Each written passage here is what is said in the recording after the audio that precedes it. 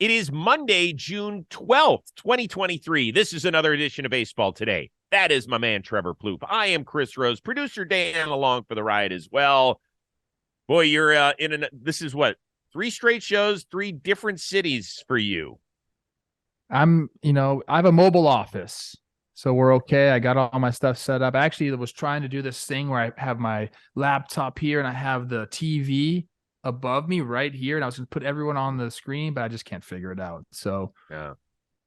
things are good, though. I am in Minneapolis, Tampa, Toronto, Minneapolis, and then finally on Wednesday I'll go home, which I'm excited about. But it's been a blast, man. Traveling around with the boys, a couple of showbirds, being on the plane, playing cards, being in the dugout, being in the clubhouse. It's brought me back, man. A lot of old memories for sure.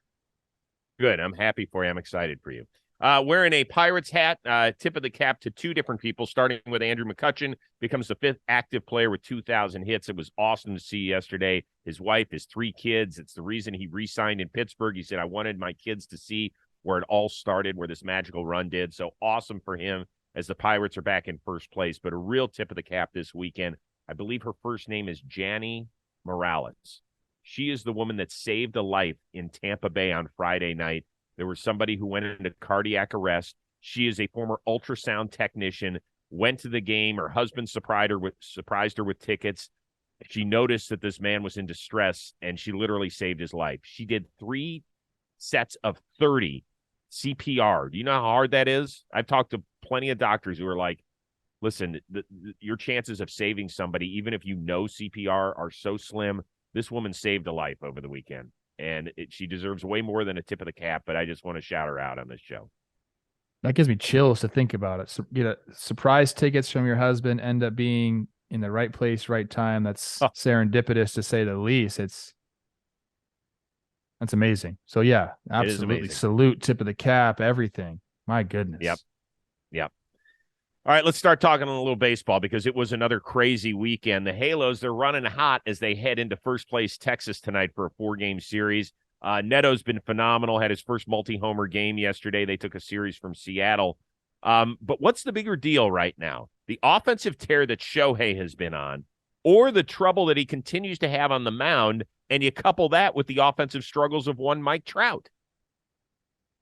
So I think Mike Trout will obviously continue or will get it going. I'm not really worried about Mike Trout. There's going to be times, even with a player of his caliber, that you're going to struggle. I love the fact that Shohei is going off offensively. I think he's got his OPS up to like 930 or something like that. He's a beast, obviously.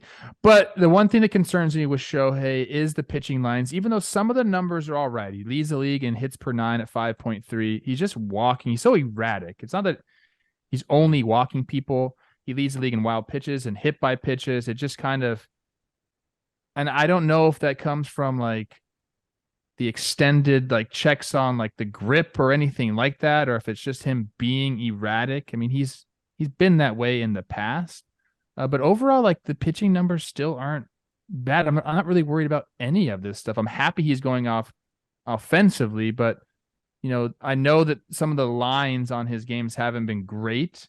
But I like Mike Trout's slump. I don't expect that to continue either. So I'm not really worried about that aspect. So I guess to answer your question, the bigger deal is that he is hitting the way he is offensively.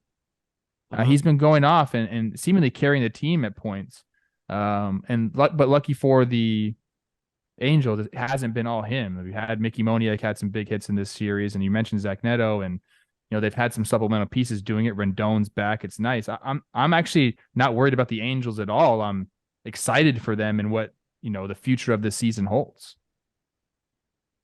Yeah, I am worried a little bit about him on the mound. You mentioned the number of walks, and he's had 19 in his last 8 starts, and some, he's had 3-4 walks. That's a rough go. In fact, in that little stint of 8 starts, his ERA has jumped almost a run and a half. It's still barely over 3. And if you look big picture at where he is and just what he is, the only American League player that has more home runs than his 18 in the batter's box is Aaron Judge. The only American League pitcher who has more strikeouts than him is Kevin Gausman. So with all this stuff where I look at him, I'm like, man, come on, dude, get it together. Well, I have to take a step back. I think it's just my expectations of him are to be elite all the time. And if he's elite in one area and more than serviceable in the other, then I think that's probably a Rose problem instead of a Shohei problem. Is that Well, yeah, accurate? we just expect him. We expect so much out of him, and I think he likes that. That's okay with him. He isn't a guy. The pressure's not going to build up on Shohei, and he'll be like, "I can't believe you guys are expecting so much out of me." I think he expects a lot out of himself too. And even with some of these starts and some of these lines, I mean, he still got like a 3.3. He's still got a 131 ERA plus. Like, the FIP isn't what it was last year, but again, I expect him. There were just times where you're going to go through a rough patch during the season. Would it surprise you if Shohei the next 3 starts went 8 innings pitch and walked like 2 guys or 3 guys overall and struck out a bunch? It wouldn't surprise me. It would surprise me if he does it this week against Texas. That's true.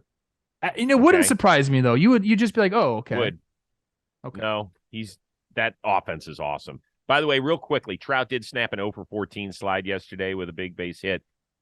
He's got 79 strikeouts, 5th most in baseball, 826 OPS. The lowest of his career for a single season is 929. So he's got to crank it up. I hope he does. That means. You know what that means, though. He's going to get hot, right? It's coming, yeah. So let's see. We talked a little bit about the Pirates. They win a series against the Mets. The A's swept the Brewers. We'll have more on that in a second. Meanwhile, Cincinnati takes care of business in St. Louis, thanks in part to Ellie De La Cruz, who's hitting the ball all over the yard, making base running plays that are just mouth-watering for a baseball fan. So the Reds are only 4 back there in the Central. Everybody loves the story, but will this team be in the divisional race the entire season? I think they will, Chris. And we kind of talked about this a little bit on Talking Baseball. I kind of like we talk about Shohei and positive regression on the pitching side, and same with Mike Trout just going through a little slump. The one thing I'm worried about with the Reds is we're relying on a lot of young players here. And a lot of guys that are, don't have a ton of big league experience. They've had initial success, and you could say like McClain has been up here and Steer's been up here, so there's been a chance for the league to adjust to them, but they've done well so far.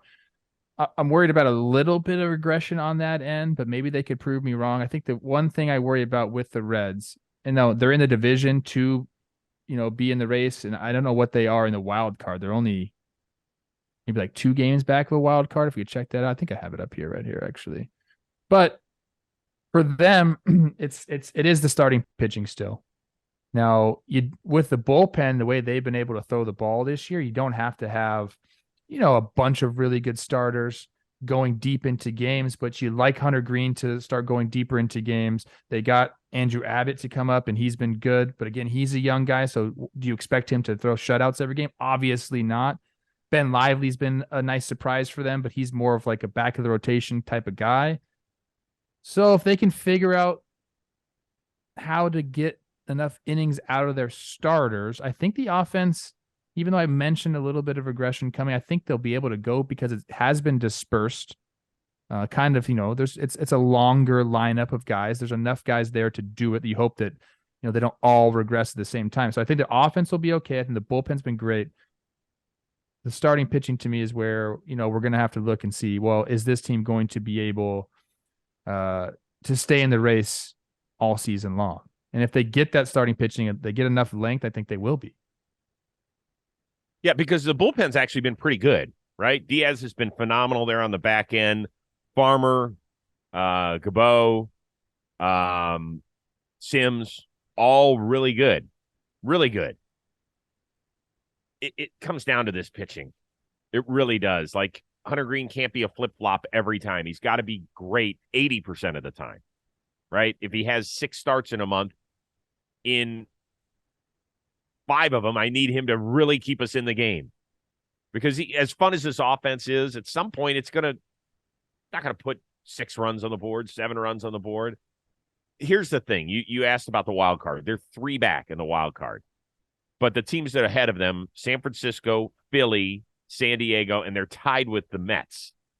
That's a lot of firepower. Those are some big payroll teams that you think at some point he'll step on the accelerator. Can the Reds keep up with those squads? I don't think so in the wild card. So the question is, are they good enough to win a division where probably nobody's running away?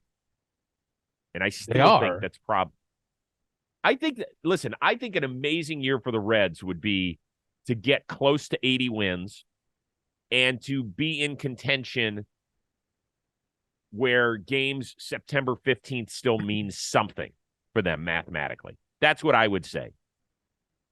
I think I agree with you that the division is their best shot at the playoffs.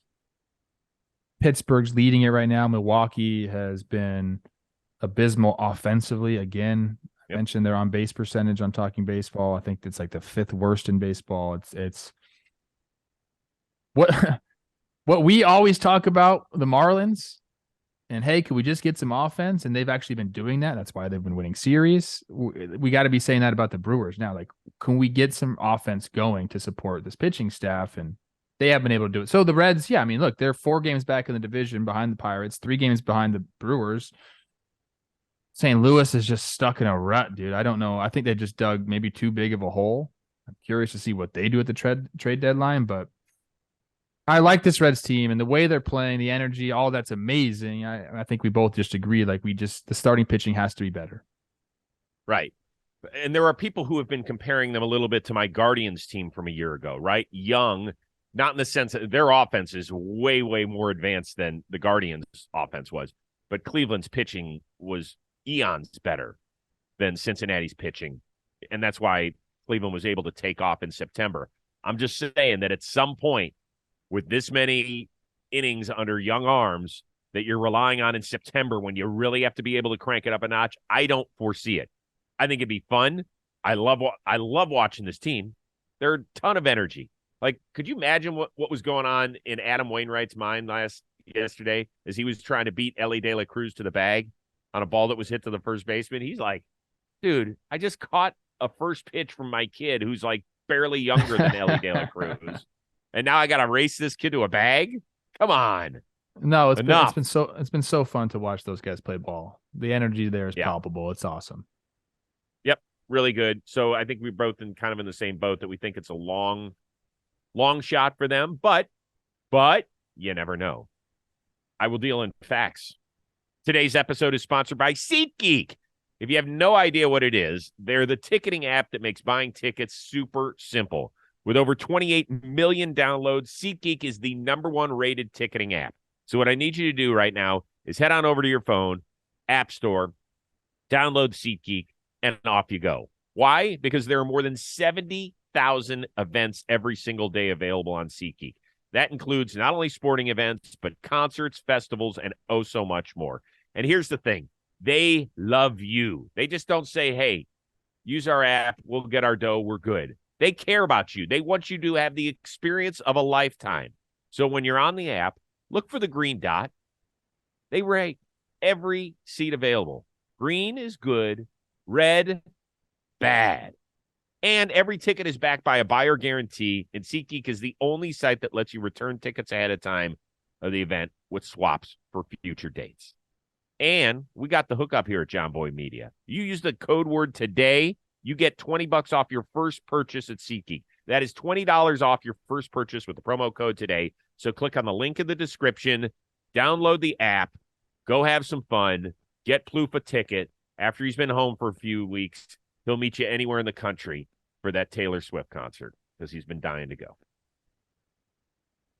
I'm in.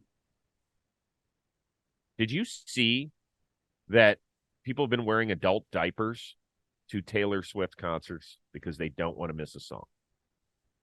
I did not see that. I would love to go to a Taylor Swift concert. I'm big on seeing would you wear an adult shows diaper? like that. No, I would not. I don't think. Like, there's not bathrooms there? Well, there are, but they're saying that the lines are usually so long and they don't want to miss anything from her set. Well, that sounds like Taylor Swift needs to add more bathrooms to her concerts. Right? Like, you can't be, that's disgusting. How about bring Trucker's Buddy? Let's call it that. Call it a day. I don't know. What's that? You're kidding me. You don't know what a Trucker's Buddy is? I think I can guess what it is now that you're looking at me like that. When we're talking about diapers, it sounds like it's a form of a diaper. No, it's a trucker's buddy is an empty bottle that you piss in, so you don't have to take a bathroom break. Oh, Fill that bad boy up oh, I while definitely you're know what that is. I driving. mean, bro, I'm the son of a pool man. We, Yeah. Okay. Oh, okay. okay. I don't Let's need to get continue into on. that. Mets wrapped up a 1-5 road trip. Oh my God. They're way back a few exits on the expressway behind Atlanta. Meanwhile, owner Steve Cohen told the New York Post he will not overreact, blow the whole thing up midseason.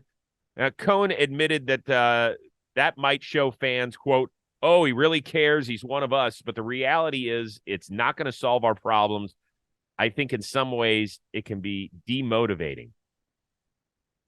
Do you think that Steve Cohen needs to go a little Steinbrenner-esque, as in George Steinbrenner-esque, and go nuts here, or just remain calm like he plans on doing? No, he shouldn't go Steinbrenner-esque. And I think I'm like kind of liking or loving what he said there. It is true. He goes, he could blow everything up, but he doesn't know if he'll be able to make it better. I think he's shown a little bit of like maturation as an owner, understanding the situation that it's very difficult to, number one, put a winning product on the field. You got to you can pull all the right strings or strings that you think are the right strings, and then baseball happens. So he's getting a little taste of that, and I think the fact that he understands that, he's probably talked to a bunch of people in his front office, and I'm sure he's taking advice in a new role. Like this isn't like he doesn't have a ton of experience owning a team. I think it's actually refreshing to hear him talk like that. I don't, for all like the excitement we got when he came in and the things that he said and the money that he spent and the team he's put together, I think he has put together a really nice roster. It hasn't panned out. I like this almost more than I like him coming in guns a-blazing. A lot more. A lot more. Because I think that was the temperature of the room. Was we were like, oh my God, here comes this crazy nutty owner. Yeah. And that's not exactly what it's been. Although last year we thought at times when he started to hop on Twitter, we were like, oh boy. Remember we discussed that on the show? Sure. When he said, hey, our team, they've got to show more discipline. We have to have a higher OPS, all this sort of stuff. And we're like, oh man, here it goes. And he just hasn't been that. And that's okay. Like At the end of the day, what if he goes in and he walks in and Billy, you're out of here. Buck, you're gone. Is that all of a sudden going to fix everything that ills the New York Mets? No. Of course it's not.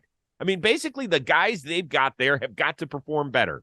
And then in the offseason, you kind of survey the landscape and you try and figure out why they didn't reach their potential if they didn't. Enough of the, well, let's get rid of Daniel Vogelbach and Mark Vientos has got to play more. Fine. Those are little things that sometimes can make a bit of a difference. No question. And I know no team likes their manager in terms of their strategy. I'm not going to find one team. There isn't one. Cubs were motherfucking Joe Madden the year he broke a 108-year curse based on what he was doing. They were saying we were winning in spite of him. So there's not one fan base that loves the way their manager manages a game or the lineup he creates or the pitching moves he makes. So I'm not going to listen to that stuff because every team is inundated with shit like that. But at the end of the day, guys we pay big money to have got to start playing like that. And that's what it comes down to. It's not a Stevie Cohen temper tantrum. I mean, how many times have you heard me say, like, it's the players on the field? That's it. Like, the managers can only have so much impact on a game, and the owner really has no impact on the game. He impacts the budget, and, he lets his scouting department and his front office put together a roster, and that's all he can do. I think Steve's starting to understand that, hey, like, you can only do so much. As no, I think he's done everything you'd want your owner to do. I think he's actually been really good for the organization. I don't know how you can say otherwise. So, I mean, when you come into a new situation, a new entity, you don't know a ton about it. Maybe he thought he can impart more and have more of an impact on the field, but I think he's realizing, like, okay, like, there's nothing you can really do. You put together the best team you can, and you just see how it shakes out. All right. Biggest story from a road team visiting the Midwest this past weekend. Diamondbacks sweep in Detroit, have now won 5 in a row and lead the Dodgers by 3.5 in the NL West. The A's have ripped off 5 wins in a row, turning the NL Central standings on its head. Or that the Marlins, with a pair of come-from-behind wins against the White Sox on the South Side. I think more than anything, I'm not surprised the D-backs swept Detroit. I mean, obviously the Tigers are kind of reeling now without they lost their 2 best players, over the last month. It's not surprising to me that the Diamondbacks swept them, but it is surprising to me that just how well they continue to play. And it seems to me like they're not really going to go anywhere. They have a recipe for how they win games. They continue to do it. You can talk all you want about Carroll, but Rivera's getting the job done. Gurriel Jr. is getting the job done. Christian Walker's getting the job done. They're getting the pitching they need to get. They're going to be in it. And, as the Dodgers kind of go through the season, we expect them to be, definitely in the hunt still for the NL West. Like the Dodgers are out of it. And, even the Giants and Padres are still there. But this looks like a team that's built for success, not only this year, but for many years to come. They're ahead of their schedule, but I don't think that means anything. I think maybe the schedule was wrong, I guess is the right way to look at it. Like they're here to stay. Corbin Carroll is just, he's got like a 968 OPS, 3 WAR already, 3.1 baseball reference WAR already. Like he's like the real deal. You just had him on your show, so shout out Chris Rose rotation. I think that to me is the biggest surprise is they've just continued to play really, really fundamentally sound, pressure-packed baseball. And the Dodgers, they've had some problems with injuries and they've sustained it decently well, but the Diamondbacks aren't going anywhere. So it's up to the Dodgers now to catch them, and that to me is the most surprising part. Is it fair to say that if you had a MVP ballot to cast, it would go something like Ronald Acuna, Corbin Carroll, Freddie Freeman? Is that too much? Oh, I think he's going to be a top 5 MVP getter, and he's still Rookie of the Year eligible. It's amazing when you look at like what he does once he gets on base, and he's got more than 30 extra base hits. Dude, no, he's real deal. He is the real deal. And by the way, Arizona, y'all got a deal. You and on that, yeah. Corbin Carroll and Ronald Acuna in 5 years at the All-Star game can commiserate with one another about the contracts they sign. Not gonna. Dude, he's got a freaking, how much did he sign for? 100 and something million?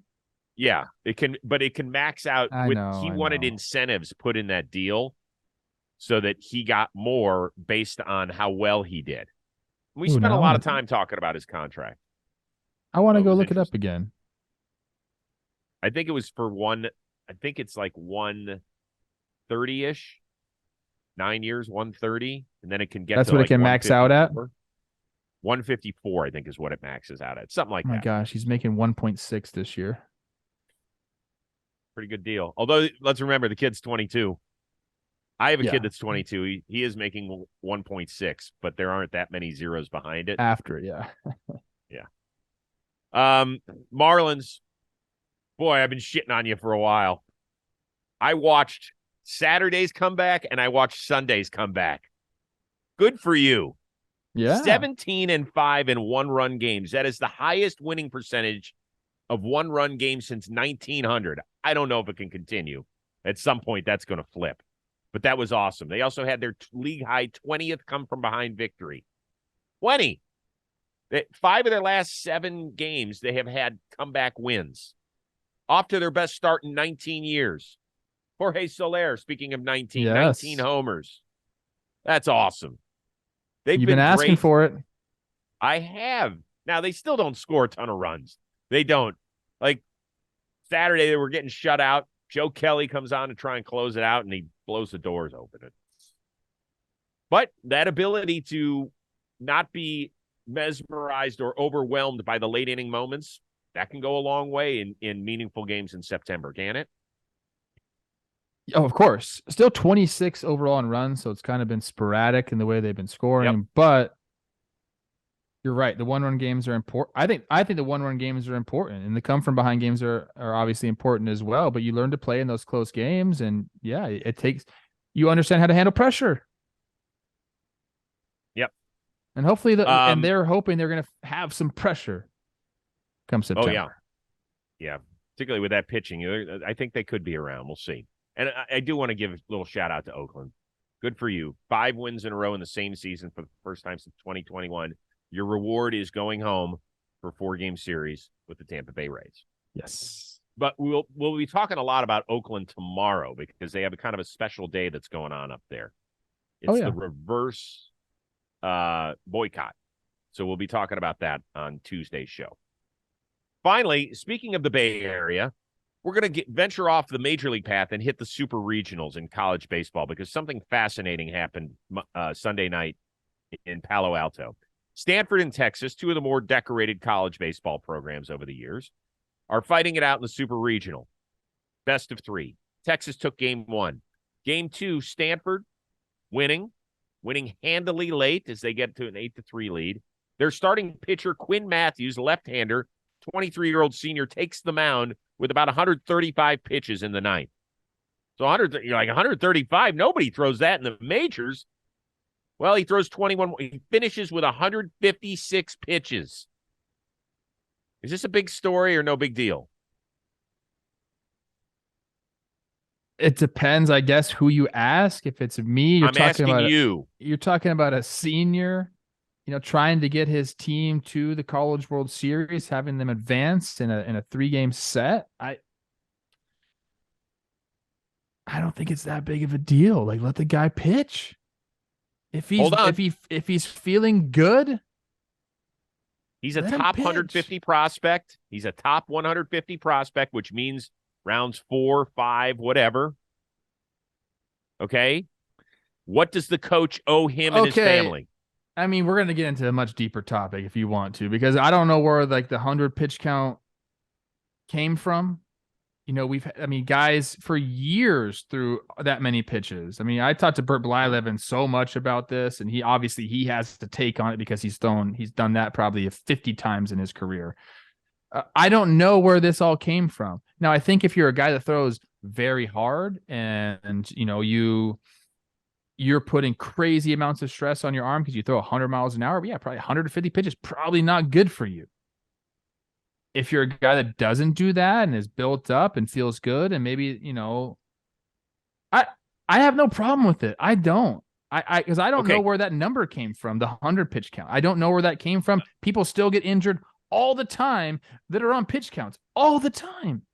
You are right about all of that stuff, and I agree with you. And if he wants to pitch, how are you going to tell him? Because you're his coach. And at the end of the day, coaches help kids make decisions. I agree with that. Listen, you're right. You're right about that. Because if not, then what's the point of a manager or coach? I mean, okay, guys, just run it yourselves. I'll be here if you need me. No, that's not how it goes. So when you walk into some kids, did you ever have a coach come to recruit you and walk into your house? Of course. Okay. You know what? I actually canceled on Stanford. My bad. Did the USC coach walk into your house? Yes. Did the coach tell your parents, we will take care of Trevor? Of course. Yeah, of course. They promised the world to you. Right. So part of that is you are entrusting the health and well-being of our kid. Now, if our kid makes some stupid decisions, the coach can't do anything about that shit. But when it comes to baseball and looking out for their general health and well-being and potential future earnings, the coach has to factor that in, particularly when it's 8-3. It was 8-3 after 8 innings. When would you have taken him out? After the 8th. What? How many pitches? I think it was 135, and I could be wrong, but that's your limit now is 130? No, can I tell you this? I turned it on in the 7th inning, and they said he had like 100 pitches. I was like, oh, okay, kid's done. Maybe I'm conditioned to think that way. But when he went out there, I watched it, and to me, it was a little cringeworthy. I have to be honest with you. To me, the reason the big league level and and when you're in pro ball, the reason they have pitch limits is because they've invested money into you. I don't Yes, think they it's have. really about like the health and like, oh, we just got to make sure we're taking care of this guy. No, we're taking care of our investment. I, And again, I'm with you. I don't want to see anybody get hurt. I don't want to see college coaches exploit kids. I don't want that to happen. I think that's not okay. I don't know what the situation was here with the coach and the family, because they're also still involved when you're, in college. You're still an amateur athlete. Like, I don't know what the discussions were involved there and what they entailed, but I don't know, man. I just the pitch count to me is such a weird It part is of weird. baseball. And like It is weird. we went from years of not really caring at all about it. And we immortalize guys like Jack Morris, who threw 10 innings in a World Series game, and Burt Blyleven, and he's in the Hall of Fame largely because he pitched a lot. Right. I mean, listen, there were reports, because we didn't keep pitch counts, that Nolan Ryan threw well over 200 pitches in games. Well over 200 pitches, So which that's isn't where shocking. Yeah. I think if you have, and Nolan Ryan obviously is a great counter to this argument, but if you're throwing cheese and 100 miles an hour, then I probably would set your pitch count a little bit lower than a lefty that's not throwing 100 miles an hour. Listen, I would agree with you. I don't know where the answer lies in terms of injury, and if 156 is put you at significantly more risk than 135 or even than 100. I don't know. And I know that this kid wrote one of his papers on alternative advancement past Tommy John surgery in terms of taking care of an arm. So he obviously is researched and well-versed and things of that nature, but still, end of the day, I wonder if the head coach at Stanford woke up this morning and said, what did I do? Maybe. It was just fascinating to watch. I hope the kid's okay. Now, the telling tale could be if Stanford beats Texas tonight, advances to Omaha, and then the next time out we see, because he's thrown, I think, almost 340 pitches in the whole week in his last two starts. We'll see. All right, a lot going on. Corbin Carroll on the Rose rotation. Go check out the Yankees version of Baby Ball Players. It's very cute. Guys did a really good job. They get very competitive in it. It's turned into a fun little series that we're going to release every Sunday. All right, we are back at it on Tuesday. For those of you that join us on AMP, I think we'll be up at 11:30 a.m. Eastern, 8:30 a.m. Pacific. Enjoy your off day up there in Minneapolis, for our one-of-a-kind producer, Dan Rourke, and the uber-talented Trevor Plouffe. I am Chris Rose. Thanks for tuning in to Baseball Today.